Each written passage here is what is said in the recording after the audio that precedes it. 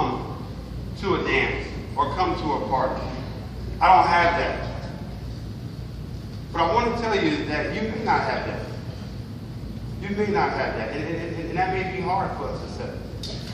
But the one thing that you do have is you have another symbol. You have another symbol in ways that's bigger than any symbol you've ever seen before. You have another Father that's above, that's looking down at you right now. That's bigger than me or any other person who wants to or is being your dad. The symbol I love to show is the Jesus Christ symbol. It's a symbol that the world recognizes even bigger than Jordan. It's a symbol that really goes through generation to generation through generation.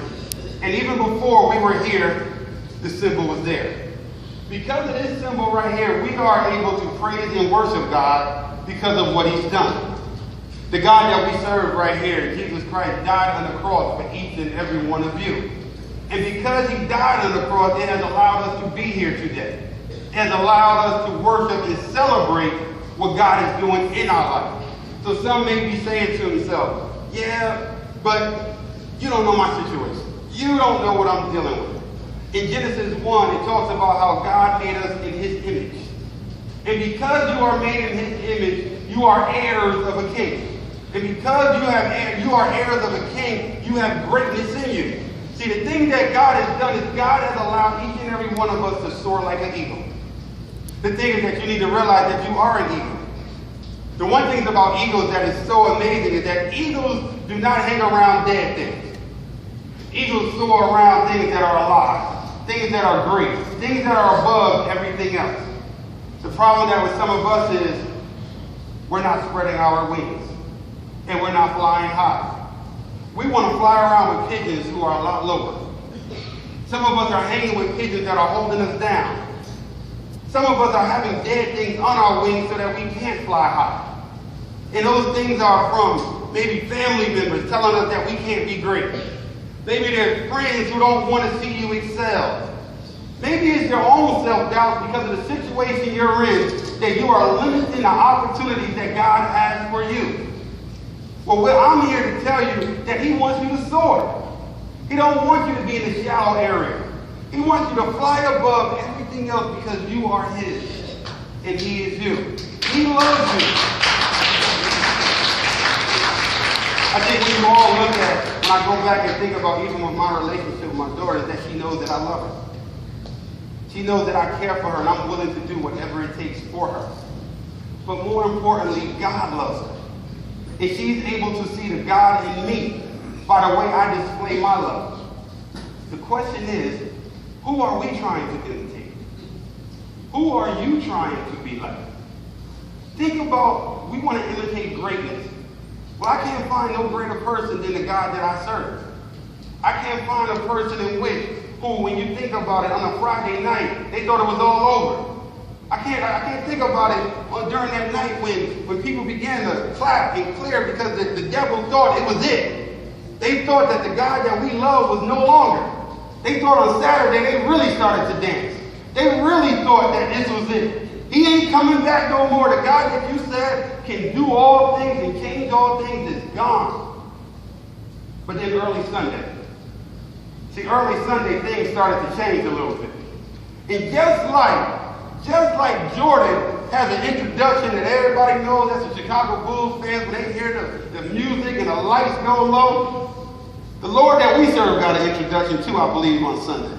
And I believe that Sunday happened today, and the lights went down, and the things started rumbling, and they started tumbling, and they started thinking about what would be Jesus Christ's introduction. I think it would sound something like this. Ladies and gentlemen, it is my honor to introduce a man who needs no introduction. His credits are too long to list. He has done the impossible time after time. He has, out of a manger in Bethlehem, Jerusalem, by way of heaven. His mother is still headlining in the Catholic Church today.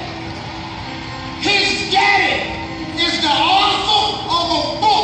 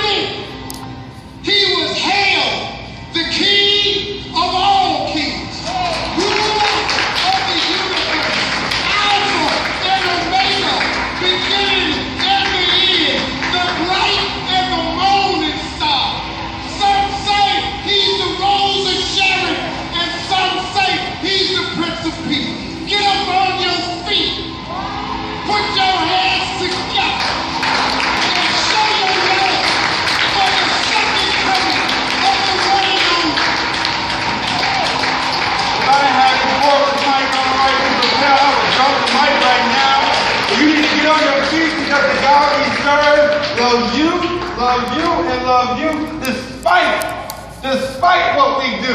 You need to think about that. Amen. He loves you despite what you do. He loves you with the half breath that you're giving him right now. Can you imagine if he gave you a half of oxygen right now?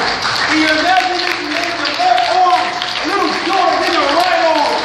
Can you imagine if he was giving your house? Can you imagine if he was giving your clothes you got on? I just started thinking about what God is doing in my life. Now I hope that we pour into you so that you can understand what God is doing in your life. And he is a God that needs to be worshipped. Now you can worship him in your own way. You can do whatever you need to do. My wife don't like to jump up and down, but sometimes in your heart, and right now she's standing up because she realized what God is doing in her life. And you got to get your feeling one day, and you can't just think about this no more. You can't just sit there all bundled up because there's a lot of us dealing with a lot of situations. And sometimes God is looking at you to pour into him. He's looking for you to wave your hand and say, I need you. I need you now. You don't know what's going on at home. Mama ain't home that much. Daddy, I don't know who he is. Brother, I'm just trying to love my brother. He wants you to give all that you got. And it's my job and the rest of our youth leaders to pour into you so you can pour out and be a blessing, not only to yourself, but to others. So I challenge you as we get ready to get into our groups, that you pour into it, that you find a way to worship God because he loves you.